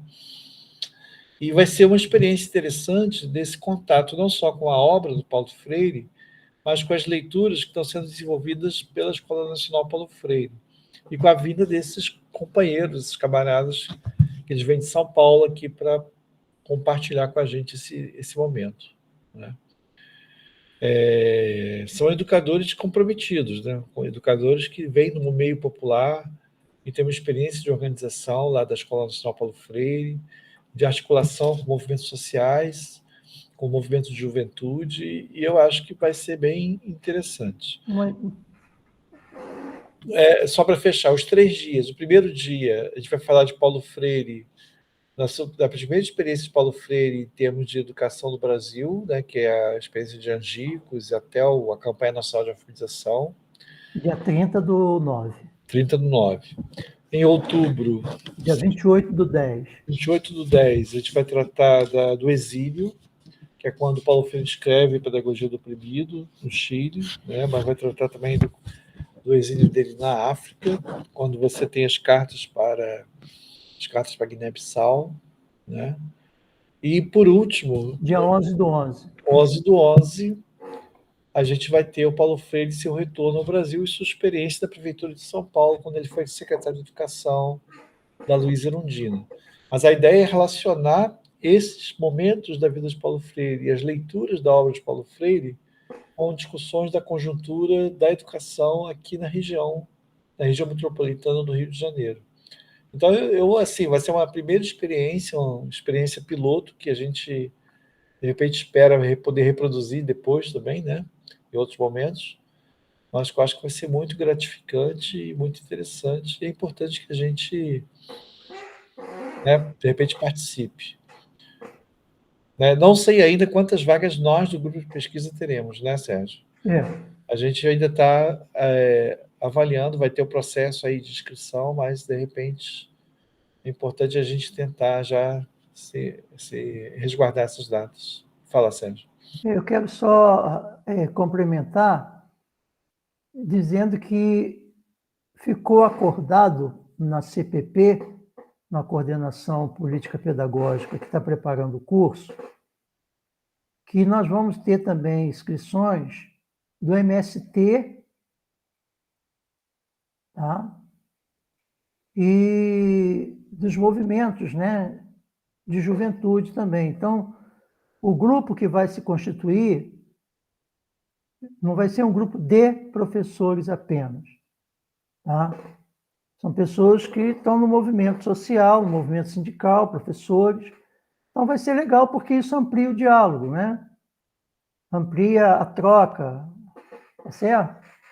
Essa semana nós já avançamos bastante, porque eu fiquei responsável com uma outra companheira para avançar na questão do orçamento e da infraestrutura. Já está fechado que vai ser na Assunção, tá? Tudo indica que nós vamos ter uma colaboração financeira das associações de docentes para garantir a comida no local. A escola já se prontificou em reproduzir os textos necessários para a dinâmica do curso. Então, está tudo caminhando de uma forma satisfatória, tá? O sindicato também, que enfrenta grandes dificuldades, já conseguiu disponibilizar uma quantia de R$ 800 para compor o orçamento, tá? Porque isso envolve gasto de passagem, né, do pessoal que vem de São Paulo, xerox e outros gastos que, porventura, venhamos a ter. Mas, assim, vai ser uma experiência legal. E aí, eu acho que todos nós que estamos aqui no grupo de pesquisa, se pudermos, sabe, nos organizar para participar, vão ser 3 sábados, um em cada mês, o dia todo. Vai se pensar também uma estrutura para quem tem criança, né, quem tem filho pequeno, uma estrutura de como a gente vai incluir essas crianças nesse processo formativo, tá? E é o que o Ricardo falou, é trazer o Paulo Freire para hoje, entendeu? Por isso que é dividido em 2 momentos, né? E a gente vai trabalhar muito a experiência dos tempos pedagógicos. Isso vai ser muito interessante também.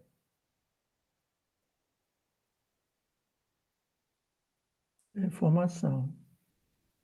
Há uma outra informação, mais para quem mora, para todos vocês, para todos nós, eu acho que cabe essa informação aqui, porque isso tem a ver com as questões que a gente está discutindo especificamente a partir dos debates que a gente vem travando sobre Paulo Freire, né? Vai ser dia 22, né, Manel? Manel caiu? Não, né? Não, estou aqui. Me corrija, Manel, é dia 22 que vai ser o Fórum Popular de Educação? Dia 21, segunda-feira, Dia 21, 6 horas da tarde, na Câmara de Vereadores. Segunda-feira, em São Gonçalo, tá? A partir das 18 horas, vai ser feito um ato de implantação do Fórum Popular de Educação de São Gonçalo. Parece que tem uma ficha de inscrição, né? Já tem uma fichinha de inscrição. A gente pode disponibilizar no grupo aqui, para quem tiver interesse. E o maior desafio é tornar esse fórum verdadeiramente um fórum popular. Existe uma legislação que orienta para o estabelecimento do fórum, e a experiência tem mostrado que, quando o fórum é implantado, o povo mesmo, o usuário, fica à parte, né? Que aí entra o representante do poder local, pessoas especialistas em educação. Então, o grande desafio é tornar o Fórum popular. Outra questão, nós estamos organizando também o Grito dos Excluídos, dia 7 de setembro, no Rio de Janeiro. Tá? É um movimento que já tem uma tradição, né? E que é uma forma de denúncia, né? E o tema do grito esse ano é... Manel, me ajuda, estou sem memória. O tema do grito Peraí, eu estou com um trocinho aqui na mão. Você tem fome de quê? Vida. Você tem fome e sede de quê? A sede por causa da água. Você tem fome e sede de quê? E aí entra uma questão da água, que está seríssima. É importante a gente ficar atento a essa questão da água, da privatização da água, tá? E as consequências disso para o conjunto da população. Então a gente aproveita, desculpa ter tomado, Ricardo, esse tempo, mas é bom dar esses informes e socializar essas questões, né? Porque eu acho que quem está envolvido com pesquisa, aí parafraseando o Freire, não dá para a gente ficar descolando teoria e prática, né? Pelo contrário, a gente tem que estar casando isso aí, né? E lutar pela vida, uma vida com dignidade, né? É fundamental para todos e todas. Desculpa, Sérgio, vai ser 7 de setembro de manhã, no centro? A concentração às 10 horas, no centro. Na Rua Uruguaiana. Rua Uruguaiana. Beleza.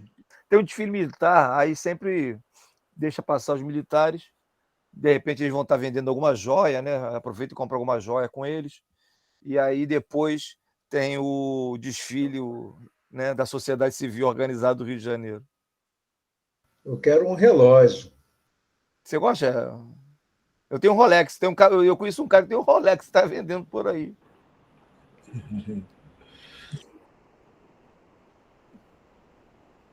Não, mas Sérgio,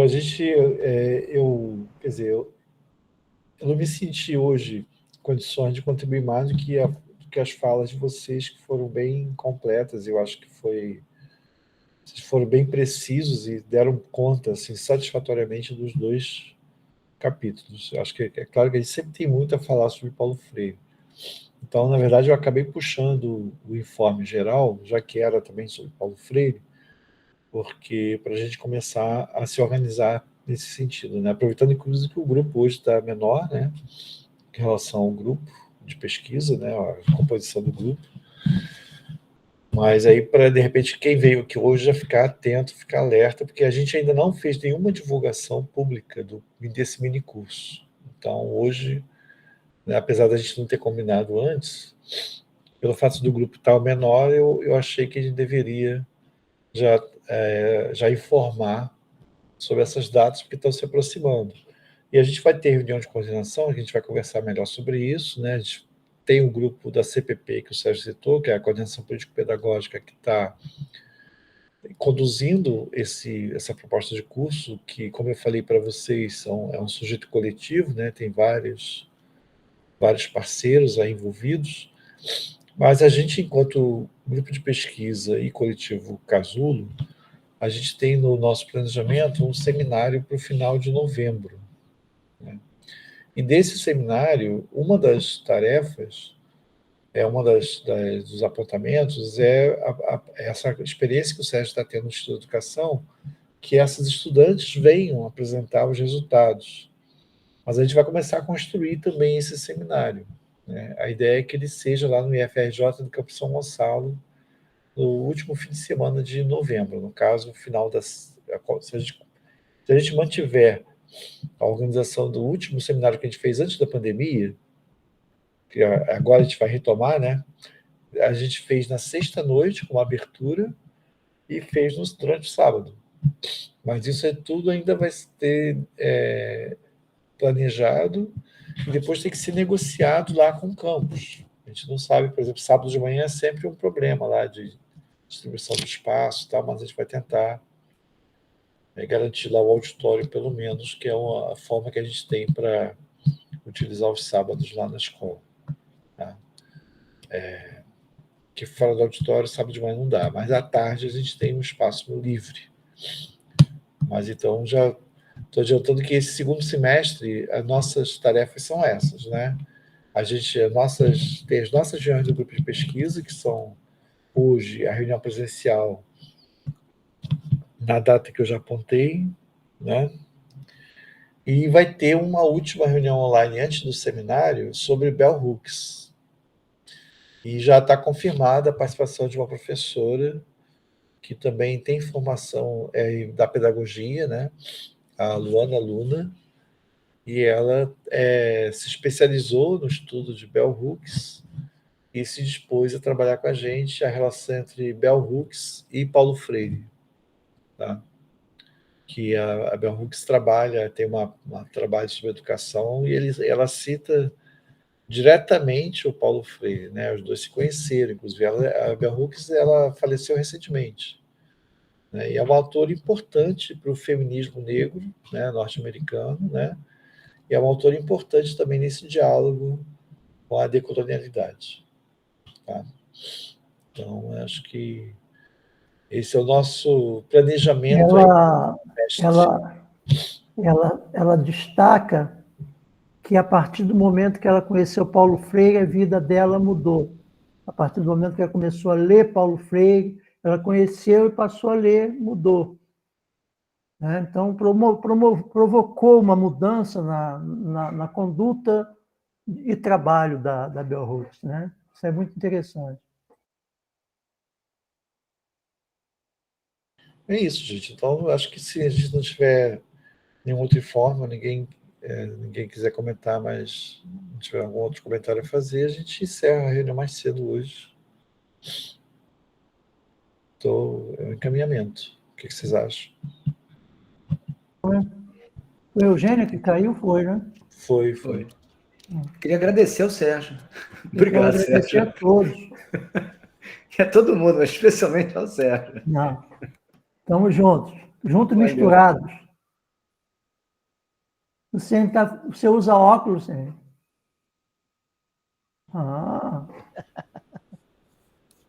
Bota o óculos, por favor, para ficar pelo menos igual a todos aqui, viu? Vai tirar foto? Vai tirar foto, é isso? Vai tirar uma foto. Todo mundo de óculos, né? É Clube porque do óculos. o meu óculos é só para longe. Essa é brincadeira. Mas vamos lá. Então, um abraço para vocês, muita paz, tá? Abração. Saudações rubro-negras. Sintam-se abraçados. Hoje, mais um de óculos. A Ju está de óculos também, hein? Ela de óculos também. Ela estava escondida. Tira essa foto. Ela botou óculos e apareceu. Liga o som. Tá sem som. Jussiane, liga o som. Peraí. Só pessoas de idade agora também. Sem óculos não funcionam, meninos. Está no trabalho, né, Luciano? Hoje eu tô aqui. Aí. Bom te ver. Um abraço, tá? Valeu. Tchau. Para Luciane, olha, entre em contato, hein, Luciane. Valeu, gente. Conversar. Tudo de bom. Tchau. Bom fim de semana. Você também. Tchau. Tudo de bom. Tchau. Caramba. Eu vou ver. Foi. Caramba.